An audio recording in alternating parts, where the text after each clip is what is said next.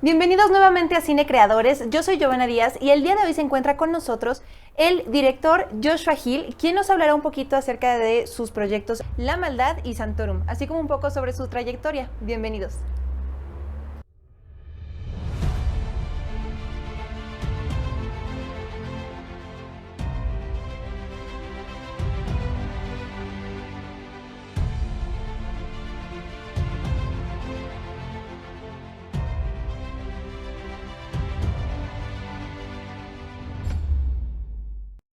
Joshua, bienvenido a Cine Creadores. ¿Cómo estás? Gracias, bien, muy bien, muchas gracias por la invitación, Joana. No, al contrario, a ti por aceptar la invitación. Estamos muy emocionados. Platícanos un poquito sobre ti. ¿A qué te dedicas? Bueno, sabemos que eres director, pero ¿director de qué? Un poquito sobre ti. Bueno, pues yo soy oriundo de aquí, de la ciudad de Puebla. Okay. He vivido pues toda mi vida en Cholula. También, bueno, radico a veces en la Ciudad de México, dependiendo de los proyectos. Estudié cine, hice una licenciatura en comunicación y luego me especialicé ya en cinematografía haciendo un posgrado en el extranjero. Empecé a filmar pues prácticamente hace ya 20 años, empecé con mi carrera como cineasta. He tenido la oportunidad de trabajar en varias películas con otros directores, con otras directoras y pues bueno, ya tuve también la oportunidad de filmar dos películas como director, efectivamente una en La Maldad y la otra en Sanctorum. La Maldad la estrenamos en el año 2015 en el Festival de Cine de Berlín, la Berlinale. Estaba compitiendo en una sección que se llama Forum, perdón, se llama Forum la sección. Ah, perfecto. Y después afortunadamente la película tuvo un recorrido de festivales bien interesante, bien amplio. Okay. Durante el siguiente año 2016-17, hasta que entró al cine también, se estrenó en las salas de cine y posteriormente filmé mi siguiente película en el 2018 que se llama Sanctorum. Justamente una película que acabamos de estrenar hace poco en salas, ya que la pandemia pues bueno, nos puso en stand-by Claro, toda sí. la industria. Porque pues pandemia, ¿no? Como dicen. Oye, padrísimo, vamos a ir retomando un poquito para ir profundizando más. Dices que empezaste con comunicación y de ahí te fuiste a cinematografía.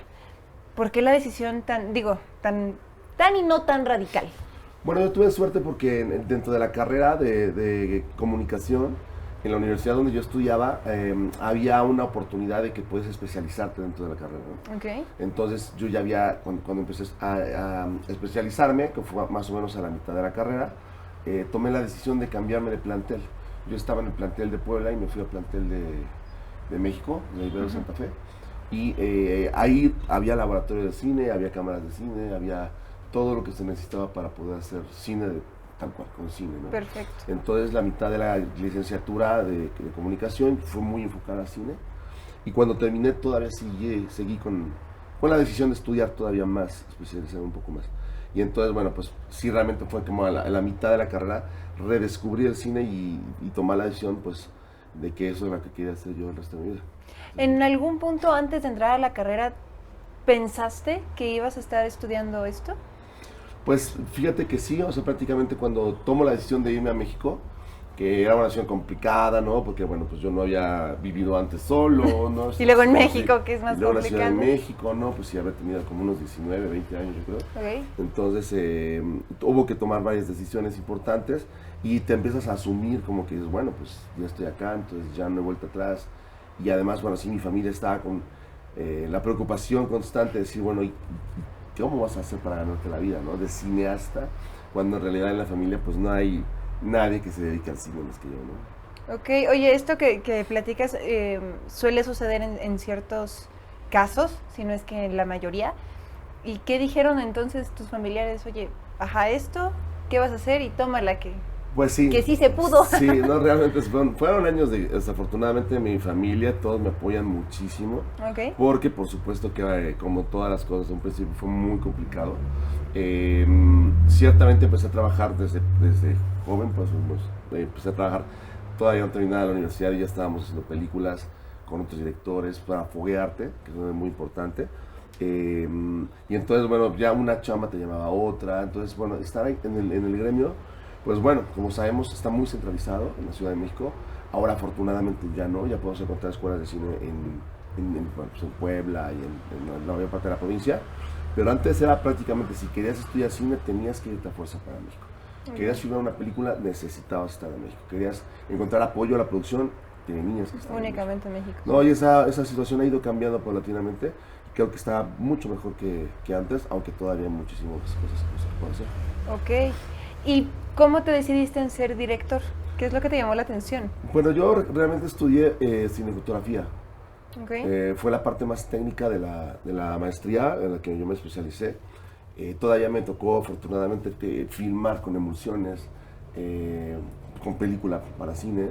Entonces a mí me encantaba todo este proceso de revelado, ópticas, todo eso me encantaba, ¿no?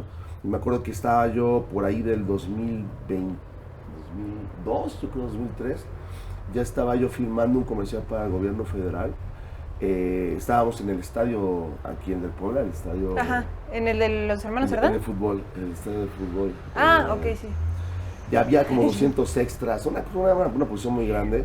Y bueno, el compañero que estaba dirigiendo tuvo ahí como, no sé, como un lapso nervioso muy raro y no pudo seguir chambeando. Entonces la productora me dijo, ¿sabes qué? Son Aviéntatelo la tú. 1 de la mañana, no podemos llamar a nadie más, te lo vas a tener que aventar tú, ¿no?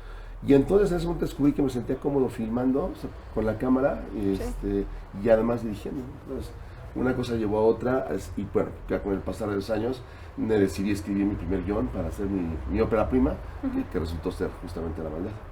Qué interesante cómo el universo, como dicen, ¿no? Esas oportunidades que si dejas pasar es muy raro que regresen, pero aquí Tal dijiste, cual. pues vamos, que puedo perder y órale, y que me gusta. Perfecto.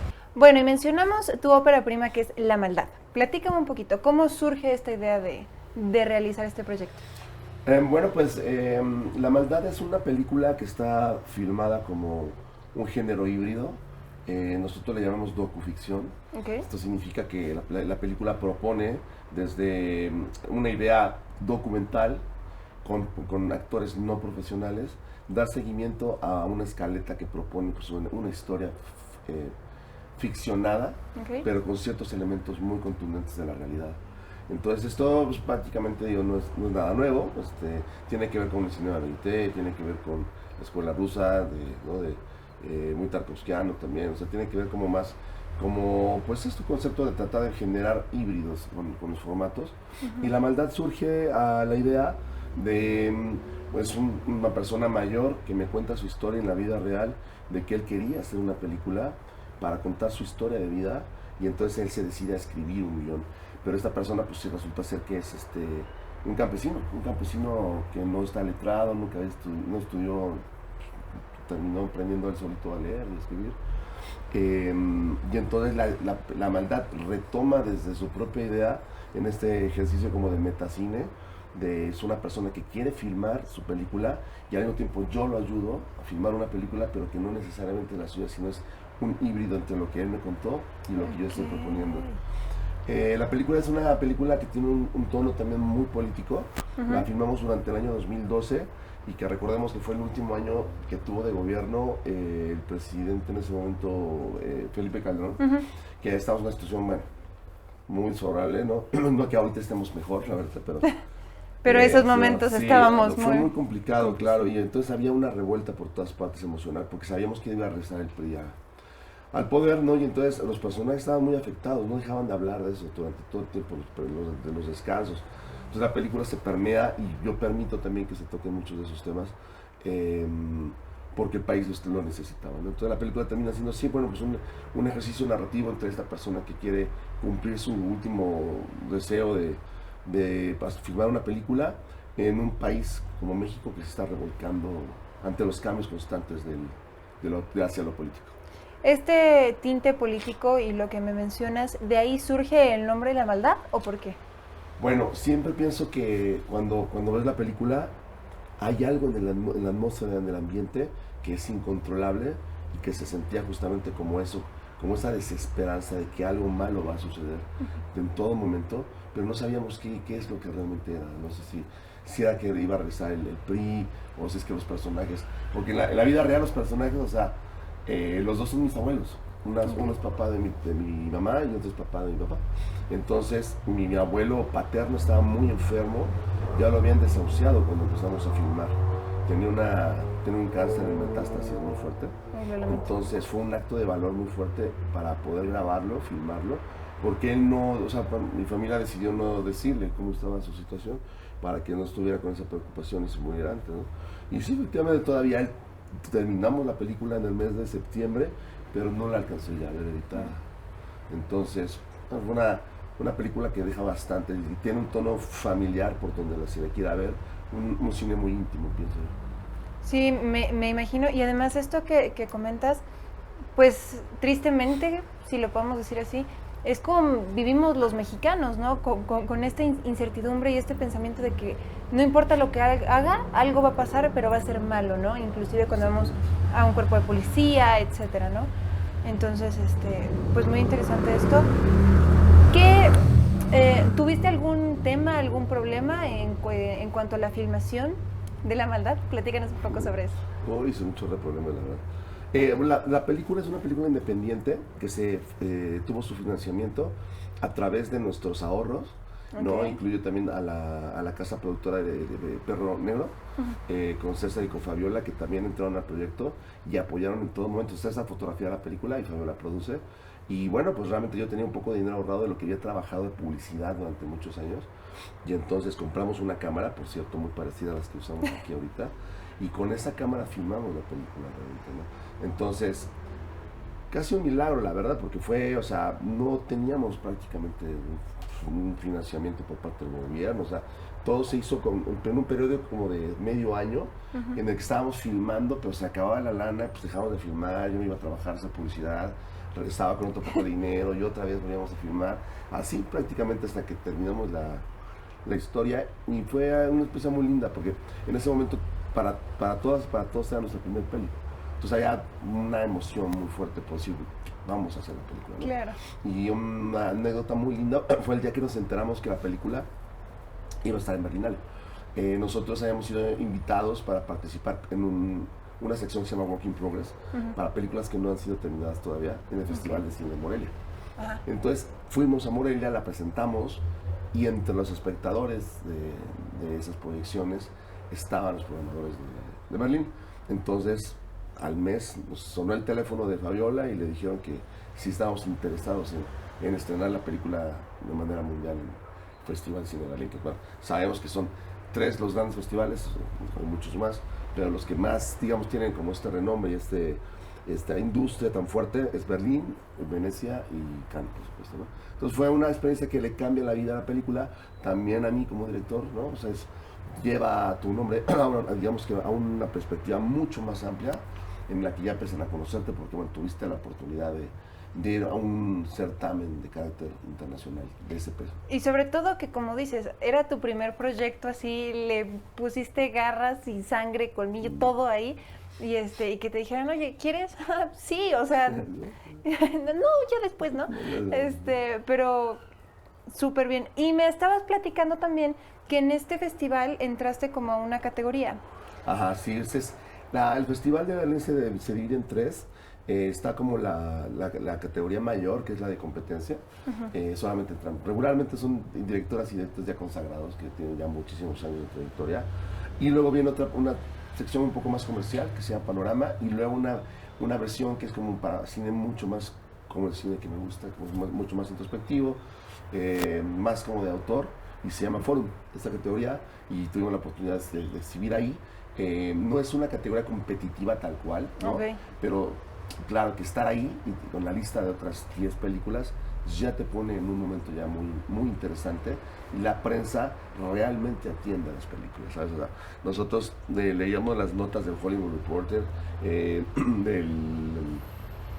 otra revista, ¿cómo se llama esta? Variety, o sea, cosas muy importantes, ¿sabes? Sí, ya estás apareciendo en estos medios internacionales, claro. Entonces fue muy importante para la película, y estás en tu rueda de prensa, es una experiencia que realmente le deseo a todos los cineastas y las cineastas. Además es tu estrellita en el currículum, ¿no? O sea, así es. Padre. ¿Y qué sentiste cuando los nombran ahí? En realidad es un nervio muy fuerte, porque me acuerdo que hasta alguien me dijo, te sugerimos que no vayas a la función de prensa, ¿no? Yo decía, pero ¿cómo no voy a la función de prensa, no? En realidad, claro, las funciones de prensa son que mucha gente llega y ve media hora de película y con eso hace una reseña, ¿no? Sí. Y te dice buena o mala. En el mejor de los casos se quedan a ver toda la peli, pero si no, pues tú ves cómo la gente entra y sale y pues te da muchísimo nervio. Porque De sabes no que quédate, pero es al que no otro le vas a sí, entender, sí. y que al otro día vas a decir, hey, la madre, ¿qué van a escribir? Entonces, ¿qué van a hacer? ¿Qué van a decir? ¿Cómo lo van a decir? Y esa parte es un nerviosismo muy lindo también, ¿sabes? Sanctorum se estrenó en Venecia, justamente, Okay. y también fue un nerviosismo también muy rico, ¿no? O sea, de estar en una alfombra roja en Venecia y poder proyectar la película, pues ahí cerramos la Semana de la Crítica, y había mucha expectativa por la película. Entonces son emociones muy lindas cuando estás en este proceso de estrenar una película en un certamen de este tipo.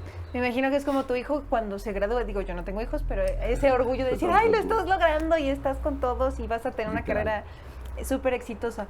Y dices que, ok, estuvo La Maldad en el festival y luego se pone, digamos, se me fue la palabra, Ujú. se exhibe Sí. en salas de cine. Sí. ¿En qué periodo? ¿En qué cines? La película se estrenó en el 2017, estuvo en varias salas, Cinépolis, Cinemex, Ok. Cineteca Nacional, cines como Cine Tonalá, Ciudad de México, alguna que otra cineteca. Fue un circuito bastante lindo porque aparte estuvo como en 20 festivales de cine. La verdad es que le fue muy bien. Y luego subió a plataformas digitales y actualmente se sigue, está en Movie y está en Filmin Latino, que es como el canal de streaming del IMCINE, del Ok. Mexicano Cinematográfico. Pues apúntenle para verla porque de verdad es una película que vale mucho la pena y si todavía no están convencidos, en un momento vamos a ir a ver el tráiler para que vean un poquito de qué se trata también.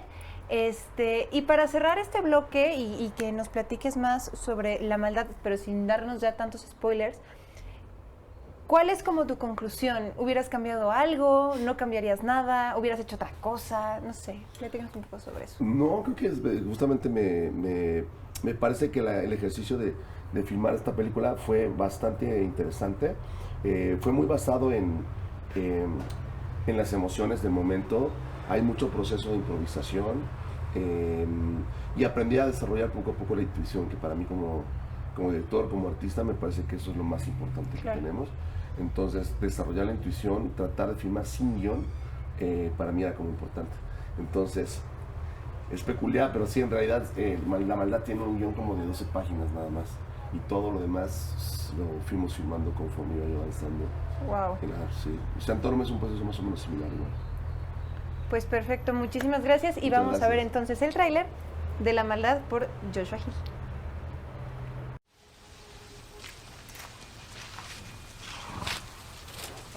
Al fin ya regresaste porque te vuelva a querer. Vives un sueño de tenerme en tu poder, aunque lo niegues y que ocultes la verdad. El mar que es tan inmenso y necesita de calor del astro rey como requieres de mi amor. Tú lo dejaste y olvidarte le costó. Sabrás que de las flores el otoño las cambió. Llegó el invierno por completo destruyó. Tu anatomía no es la misma al parecer. Yo sé que a Dios le pide lo imposible,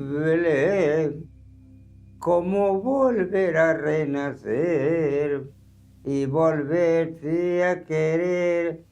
Música y se repite y fin.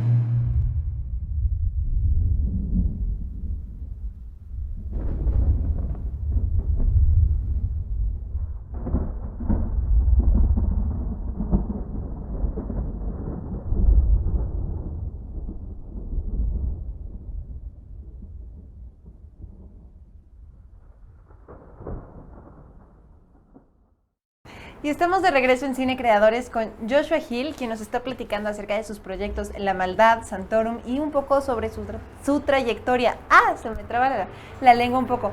Joshua, pues mira, ya vimos La Maldad, ya vimos el tráiler, ya nos platicaste sobre eso. De ahí a que hiciste Sanctorum, que son, me parece, 4 años de diferencia, ¿cuál ha sido, a tu consideración, esa evolución que has tenido? Bueno, sin duda el poder filmar Santoro fue un ejercicio de libertad, del cual creo que nos sentimos muy contentos y contentos las personas que trabajamos en ella.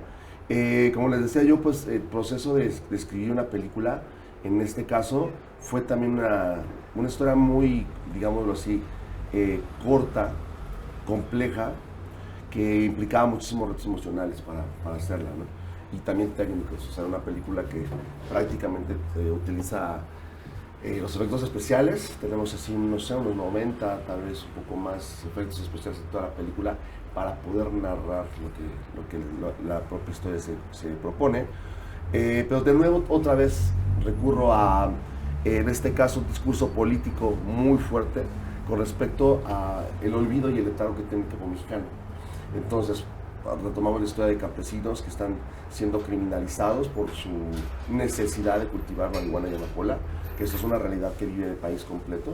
Entonces ellos los persigue el gobierno, los persiguen los narcotraficantes, viven, bueno, además de criminalizados, en la pobreza extrema. Entonces, bueno, plantea Santoro una alternativa para que esto ya no suceda más, y esa alternativa es el fin del mundo.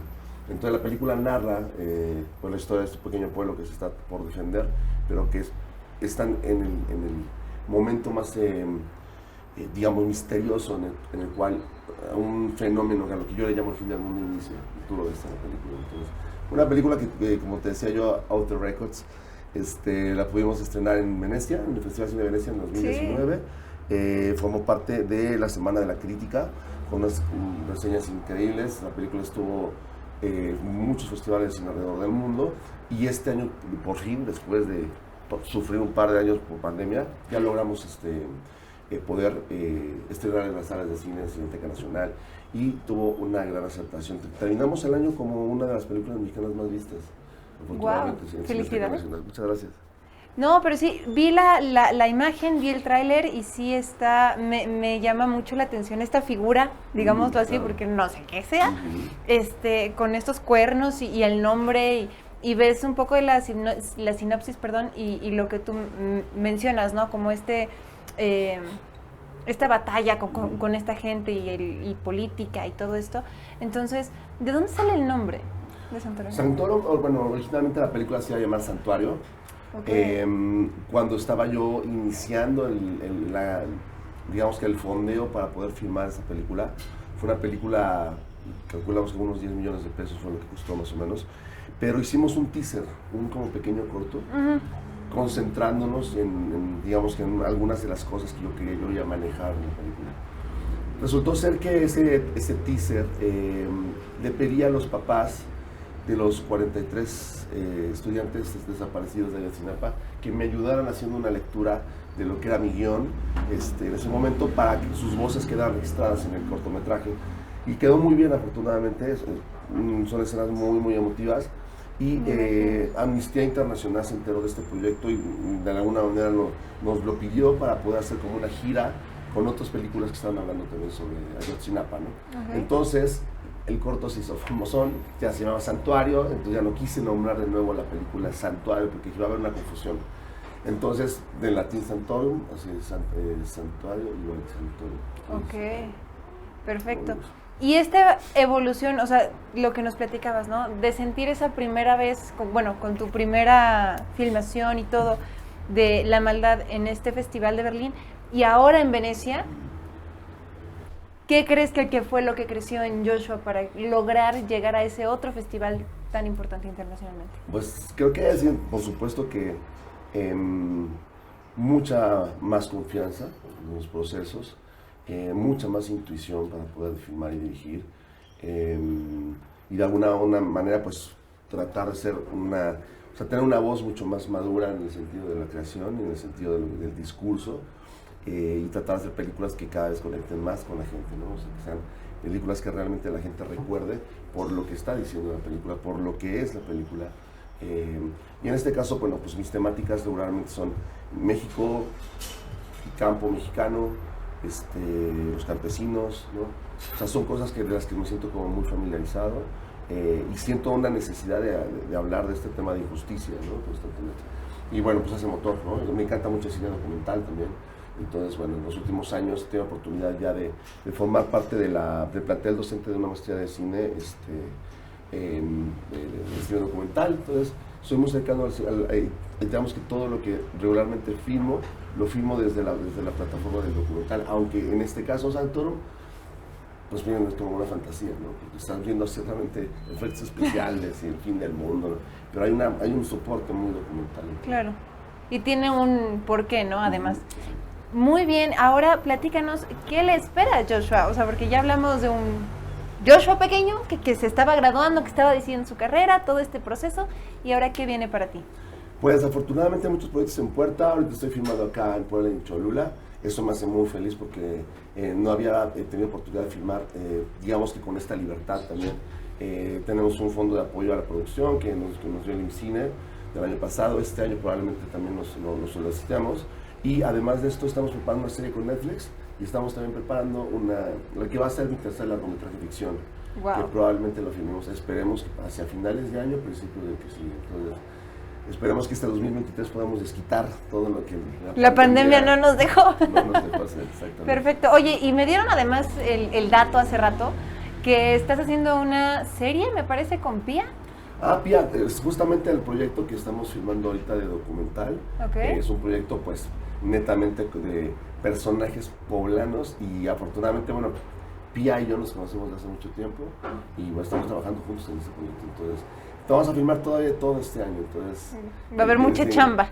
Digamos que ya sabemos que el documental siempre se cuece a fuego lento, como decimos. Entonces, paso a pasito. Pian pianito, muy bien. Joshua, ya para finalizar, ¿algún mensaje para estas generaciones que están decidiéndose estudiar esta carrera? Claro, pues antes que nada, qué bueno que ya hay más escuelas de cine para su formación, eso es muy importante. Lo siguiente es que por supuesto se torna en una competencia grande, fuerte, ¿no? O sea, ahora más que nunca hay muchos más egresadas y egresados de escuelas de cine, entonces no hay tiempo que perder. Creo que desde su etapa temprana se tiene que buscar profesionalizarse también, ¿no? Dentro de la propia academia y ofrecer, digamos que más conocimiento, ¿no? Por parte de las escuelas, mucho más profesional, y por parte de las alumnas y los alumnos tomarse muy en serio que es una carrera exigente, ¿sí? ¿No? Para el futuro, porque sí, la competencia es igual como muchas otras disciplinas, es muy fuerte. Perfecto. Pues muchísimas gracias, Joshua. Ha sido un placer tenerte por acá. Mucho éxito en estos proyectos que nos estás platicando. Y a ustedes los invito a que vean estos films al final del día, ¿no? De La Maldad, que ya vieron el tráiler, y ahorita los voy a dejar con el tráiler de Santorum para que también se emocionen y lo quieran ver igual que yo. Entonces, esto ha sido todo por hoy. Yo soy Giovanna Díaz. Esto es Cine Creadores. Nos vemos la próxima.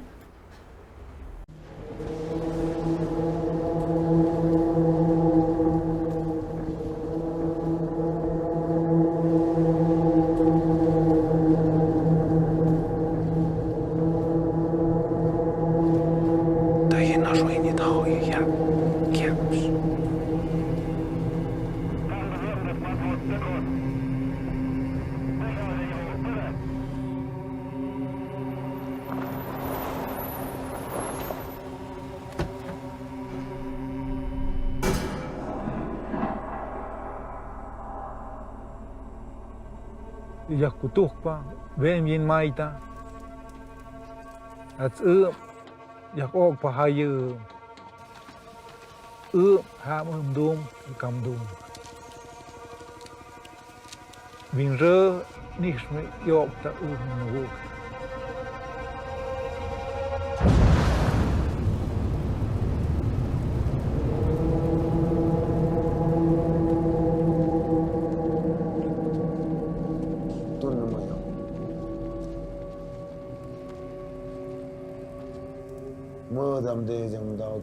no.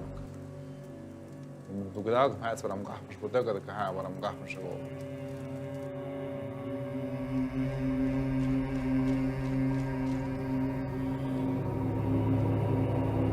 Nikawa.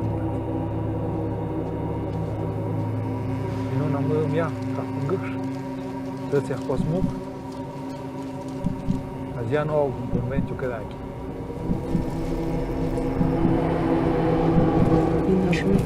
In Eşuli çişişi boşanlıkça. Gitse ögahayemek, Zugça, Öyça.